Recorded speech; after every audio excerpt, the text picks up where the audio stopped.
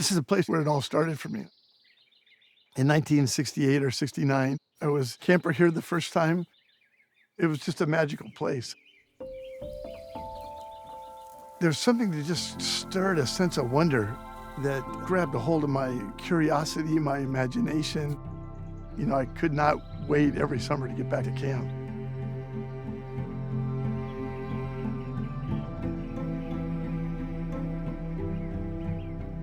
My parents, grandparents, great-grandparents on my mom's side were all officers. So camp has always been a part of our family's journey. As I went through college and worked at camp in the summer and thought, this is a pretty sweet gig, Walt Caesar, who was the director here, said, well, why don't you come and work full-time? Walt and I worked a couple of years together, and he said, I'm ready to retire, and tossed the keys to me at 25. That was a crazy, crazy decision. It was an incredible journey just trying to figure out what have I really gotten myself into? You know, how do I learn to lead? And all the bits and pieces that have to come together, you just realize, okay, Lord, I'm going to trust this to you.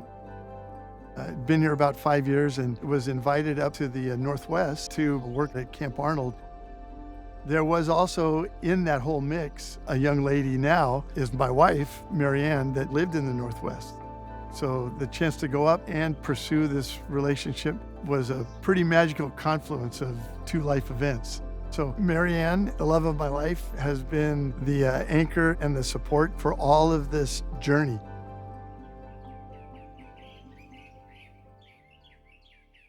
The mission of camp is to create disciples, for kids to come to camp and begin to differentiate their faith, to know that there's something about following Jesus today that helps me to be a kinder person, to be a more loving person. So as we send them back home, they're singing the camp songs and they're telling stories about new friends that they've met and how they were able to finally hit the bullseye at the archery range.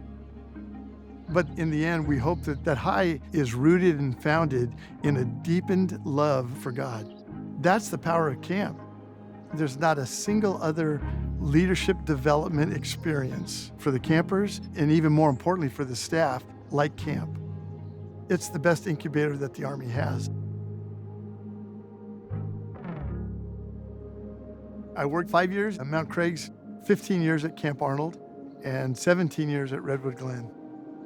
But I always wanted to make sure that it wouldn't matter what camp, whether it was here or Arnold or Redwood Glen, when you came back on the property, there would always be a sense of, oh, this is my place. This is where God met me. Because as folks come and gather in these sacred places, God's work is imprinted in your heart, in the shade of an oak tree or the breeze that stirs through that space, the sound of the creek running by and the laughter and the songs flowing up from the campfire pit. That would all point them back to a God who loved them so deeply and cared for them so richly that he would set a place apart like this. So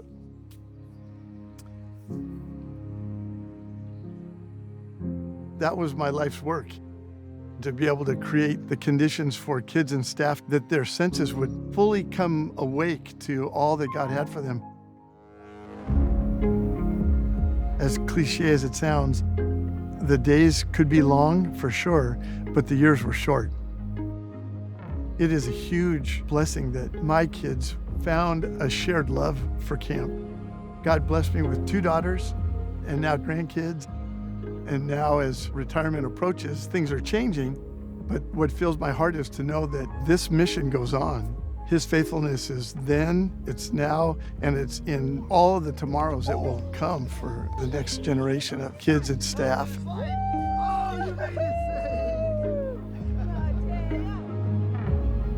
I don't think God's done with me in the ministry of camp. So I think retired, but redeployed maybe. I'm looking forward to whatever lies ahead.